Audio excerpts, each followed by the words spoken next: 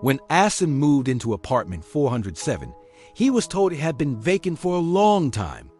The landlord forced a smile and said, "Previous tenant left suddenly. Probably just homesick. The building was old, one of those concrete blocks from the 90s. The rent was cheap, suspiciously cheap. The first night was quiet. Too quiet. Just a heavy silence that pressed against his ears like deep water." At 2:17 a.m., Ahsan woke up. Then he heard it. 3 soft taps, not on his front door, on the wall beside his bed. The wall separated his bedroom from the neighboring apartment, 406. He'd passed it earlier. It was sealed shut. Wooden planks nailed across the door, and a bright red notice stamped, "Unfit for occupancy." The knock came again. 3 taps. Slow, deliberate. "Pipes," he whispered to himself. "Old building." He turned on his phone flashlight and aimed it at the wall.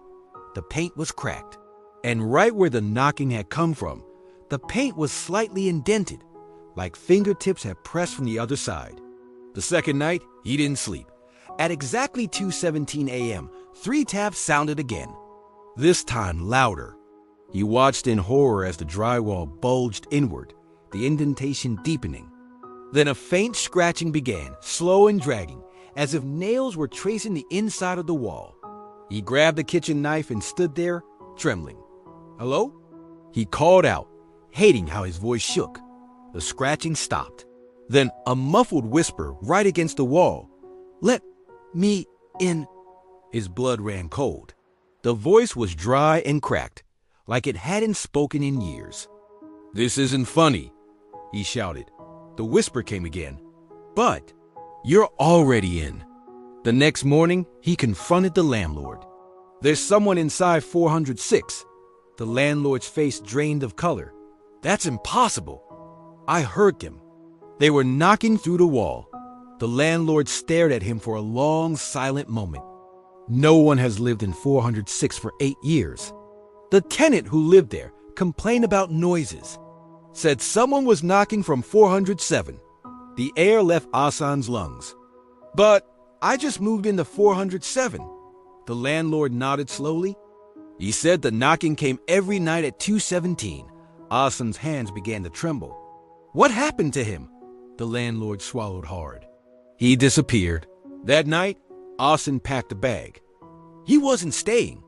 At 2:16 a.m., he stood by the front door waiting for the clock to change, just to prove to himself it was nothing. 2:17, 3 taps.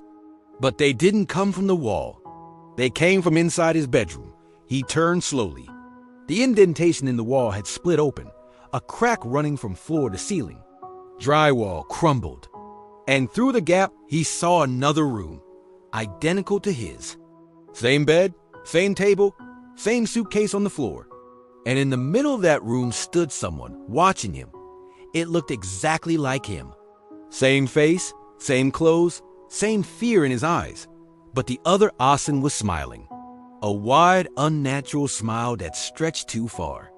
The other version stepped closer to the crack, pressed its hand against the opening, and tapped 3 times on the invisible barrier between them. Ahsan stumbled back. "This isn't real?" Then he felt a hand grab his shoulder from behind. He screamed and spun around, but there was no one there. When he looked back at the wall, the crack was gone. The room was normal, except his suitcase was no longer by the door. It was back beside the bed, unzipped, clothes neatly folded inside, as if someone had unpacked. Slowly, he walked to the bathroom mirror and stared at his reflection. For a moment, it was normal. Then, the reflection didn't blink when he did. It smiled. Wide. Too wide. And from somewhere behind the glass, 3 slow taps echoed. The next morning, apartment 407 was vacant again. The landlord nailed wooden planks across the door and stamped a red notice, "Unfit for occupancy." Weeks later, a new tenant moved into 406, cheap rent, desperate times. On their first night, at 2:17 a.m., they heard it. 3 slow taps on the wall from apartment 407.